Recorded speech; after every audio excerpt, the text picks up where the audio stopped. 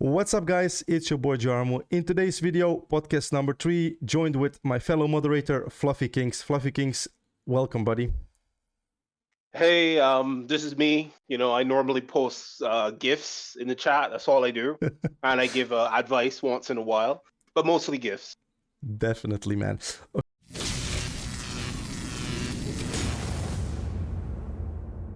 So welcome back, guys. So yeah, like I said, Fluffykinz series for the podcast number 3. I'm going to continue to do the podcast series as much as I can because I personally like it. I've got also a lot of positive feedback for it, and some moderators also liked it. So yeah, let's just continue it. Fluffykinz is a moderator as well. I'm going to do a couple more moderators, then I'm also going to do mentors and anybody that wants it, guys. If you want to give your feedback on the game, on videos, on podcast, hit me up on Discord and we can do it. So mostly I ask 3 basic questions to everybody and then 1 final questions about buffing some heroes. So the first one, Fluffy, what do you like about Infinite Magicraid? Ooh, honestly, I started this game last year in beta, and I was drawn to not only the art style, the game mechanic were a lot different than some of the others. While people might think the game is the same as like every other gacha game, their underlying, like the way they do stats, the way they explain turn meter, the way they do effect hit actually is the perfect thing. Their effect hit formula is way more fair than Raid, Summoner's War, anything like that. Agreed. It's like on point. And it makes the most sense out of any gacha game that I've ever played to do it this way. And everything about their stats just seems right. So for me, I'm a big stats person. I love to test. I love to theorycraft. And I found that in Infinite Magicraid, it is a lot more fun. That's the main thing. I am the theorycraft guy. That's me. Definitely, I agree. And also, I'm not sure. I mean, I've played Marvel Strike Force, Epic 7, Summoner's Wars. I tried Ace for a week. I tried Raid Shadow Legends for a week, but I didn't like those 2 games. I don't think there's any other game that actually you're happy about getting dupes for some heroes.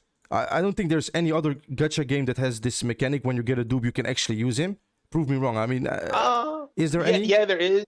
Not in like the typical gacha sense. Like there's what do you call it? There is Genshin, right? In Genshin, you can get copies. Oh yeah, definitely. And it's fine. Yeah. And like that's great to get the copies in that game. But there's still something about it. I actually just want dupes. Like all the time, I'm like, just give me the same thing that I already have. It could be any unit. It doesn't matter. I don't want anything new. Just keep giving me dupes, and I'm quite happy. I've never had that issue or that feeling in any other game. In Summoner's War, all of the dupes are just they're Devilmon. Yep. They're just like skill ups. That's it. And it feels terrible when you get a dupe. And this guy, like, what? I just got another dupe. I'm ready. Let's go. My characters are better. It feels good. Yeah, definitely. I agree. I mean, Epic 7 has like a mechanic where you can, for example, if you get a dupe, you just feed him into your hero and you get like passive stats, a couple percent attack or HP, depends on the style. So I like it. As you can see, my Gru is almost ready to get incarnated on the Sanctuary. Question number 2. What do you, I would not say hate, but what do you dislike about this game? I am a paid player, now retired to the battle pass or the weekly pass, and my biggest issue with the game is it's not friendly enough for F2P. We need F2P players because you need them as well as a content creator. Like, they drive views. The majority of your viewers will be F2P players, and they're looking for some kind of content there, something that could steer them in the right direction. And honestly, there's just not enough information you can give them because there's not enough content that is geared towards the F2P. When they start on a server, what happens? They get all of the Krakens move to the newest server and they are winning all of the events. And the events are so snowbally that you can't get your mythic in the first month if you don't win like at least top 20 or so in those events. It's just not good for the longevity of the game. Outside of that, dungeons. I think we need a big revamp. Either we get the ores to craft like first aid sets and stuff like that in the dungeons past like dungeon 30. You should get some kind of ore, because farming dungeon 32 to 35 still feels useless. Yeah, you I just you agree. don't get enough. It's very very, or give me like 2 equipment drops or something. It needs to be something more. Those are my major issues, and the fact that there's no frequent balance patches. Outside of that, I don't really have major issues. So sounds fair enough. I mean, I can agree with you definitely on the free to play part, as well on to be honest on low spenders as well.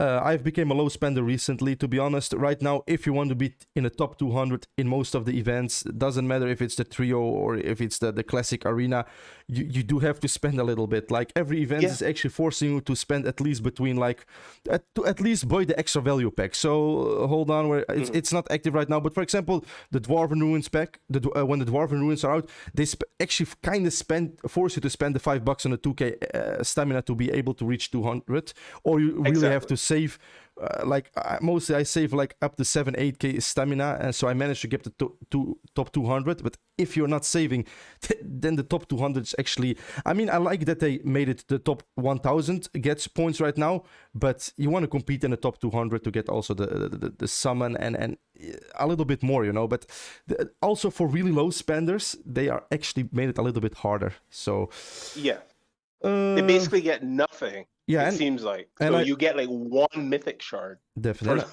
What am I gonna do with that? I agree here as well. Like this is dungeon 28. So for example, it's 70% drop rate on the 5-star and 30% on the 6-star. And the legend, it doesn't matter if you farm 28 or if you farm 35. Oh, actually 35 matters. Let's see. It actually matters a little bit, but still. Yeah, for 35. It's just a 0.8%. Well, the difference between 28 and 32 is huge. Is really, really huge. I managed to clear 30 by manually. I farmed most of the time 28, but still here you have chance to get green, guys, and it's 50-50 here as well. Stage 23, like maybe here it's get a little bit more interesting because you have no chance to get green, but still it's a huge chance to get elite. So the 5 less dungeons that are incredibly hard and actually only like really end game and whale content, you don't have a lot of access and a lot of great benefits for it. I mean, it gets better with the sanctuary, but once again, this is really targeted toward heavy spending, to be really honest. Late game content, basically, for any person that's actually F2P or a light spender. Yeah, that's late game content. Definitely. And I want to remember everybody, guys, we are not here trash talking this game. We are here because we both love this game. Not only me, Akhtar, Burness, Fluffykinz. We want to see this game improve, to see this game grow, to see this game succeed, because it is really an amazing game. I really enjoy every moment on this game. So yeah, we're just trying to collect as much as feedback and giving our thoughts about the game. There's just something about this game that makes me want to play it, and I have not actually gotten bored of the game in forever. The only reason I'm not playing it as often is work, and because right now there's not that much to do, but I still will help people in the Discord because I can kind of like live through them.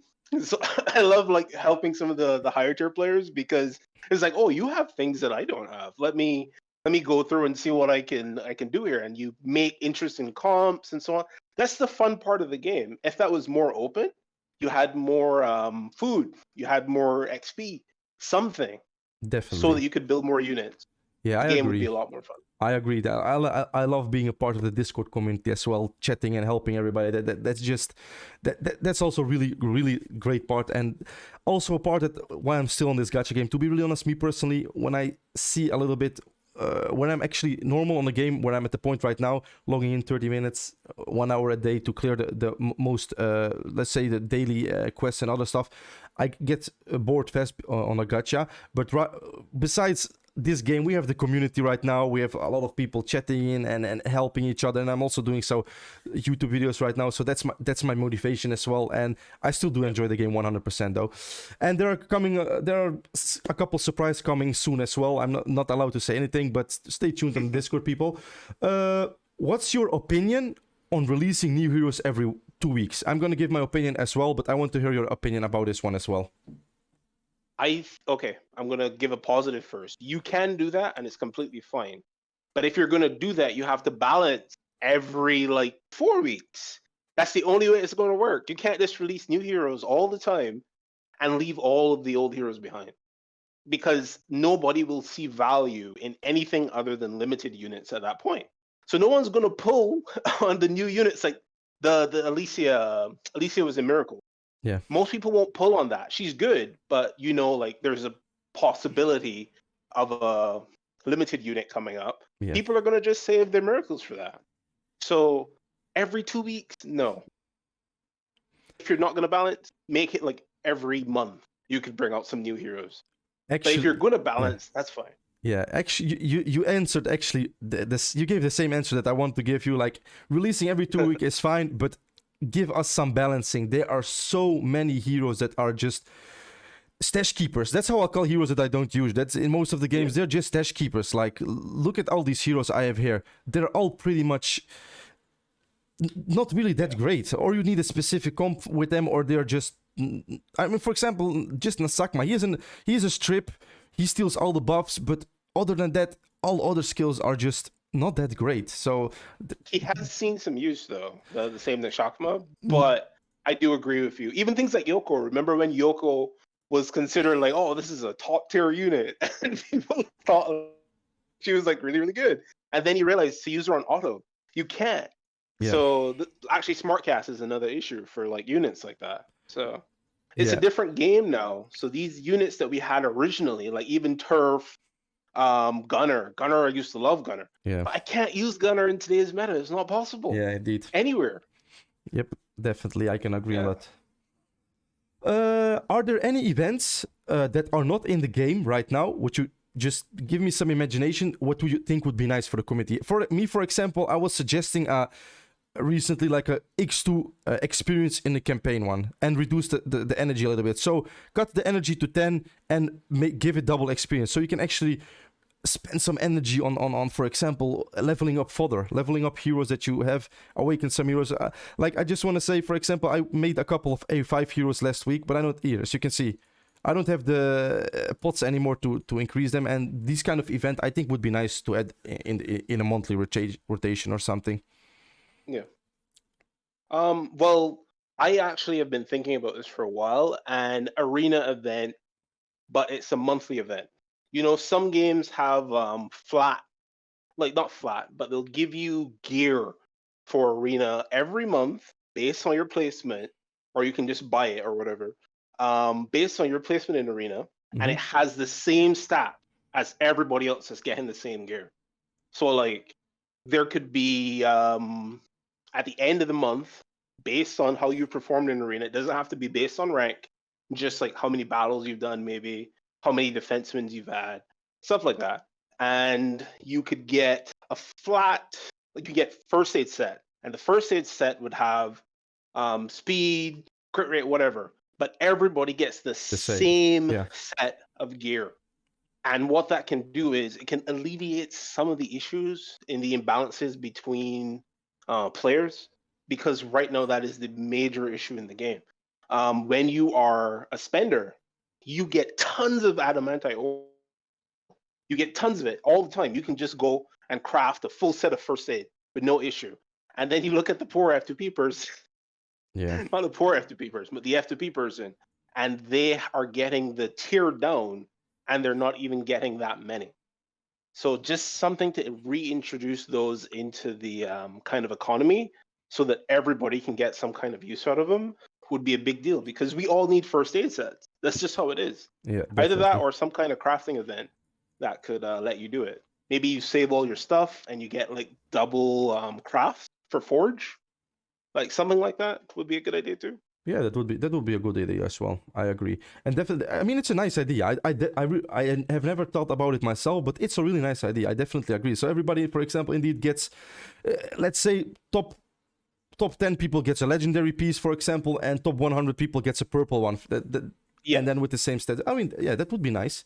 That would be definitely a nice suggestion. I can agree on that one. Okay, is there any tip you want to give to people that recently joined the game or about to join the game? So my biggest tip is, for example, start on the most newest server, because a lot of the servers are obviously have people that are already playing for a while. What are the tips that you can give to people? Start on, as you said, start on the newest server, but focus on the events that are currently on the server. I see people re-rolling, and they don't understand that when you start on a server, there's specific events that are going on.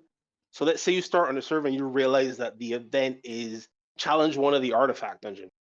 You want to get something that has decent, you want to get your starter unit to be something that you can use in the dungeons and not just something that'll progress you in campaign. Because what you can do is you can get that 1,000 to like 2,000 points, and on newer servers, that will put you in first, or even some cases in like maybe like fifth, 10th or so, but you get big bonuses. You get a head start on your mythic chart when you do stuff like that. So when you're rerolling, don't only reroll for Hez, don't only reroll for Quinn. You can even reroll for Barry. Barry will carry you all the way through because of how quickly he can clear the early dungeons, which will give you an advantage against other people in the events when they're the dungeon-based events. And for PvP, Barry's also really good early on. He has high bursts and he's easy to build for what it is. So focus on events. Definitely, I can agree on that one. I can agree on that one. And also, every Friday, as I've seen in the past weeks, months, they're releasing a new server. So wait for Fridays, for example, after the reset, then you can reroll. And if you're lucky enough to get your hero fast, you have the entire weekend to play. I mean, you can definitely progress a lot in this game in the first couple days. Yeah. What event that is currently in the game would you change, and why? Ooh. Ooh. I would actually change Dragoncliff, and I would change Dragoncliff on a whole because I don't do Dragoncliff. I think Dragoncliff should be on a stamina-based system, and that's just how it should be. Not stamina in terms of what we currently have, but unique in terms of like tower or faction abyss. Oh, yeah. One of those. It should regen naturally, and you should just be able to do that amount. And it should just be a frequent event. Like maybe not, well, yeah, every single week it should come around, and just Dragoncliff should be changed. Then the other event, the dungeon events and the PvP event, they can stay the same as they are, but the tiers need to be adjusted Yeah, because currently the rewards are too small for anybody not in top 100. It's not enough. You cannot build one mythic coming in top 200 in like the month, or for some people even 2 months. It's not enough. Yeah, you gotta be top So 50 for that, I think. Top 50 to get yeah, it in at least. I agree.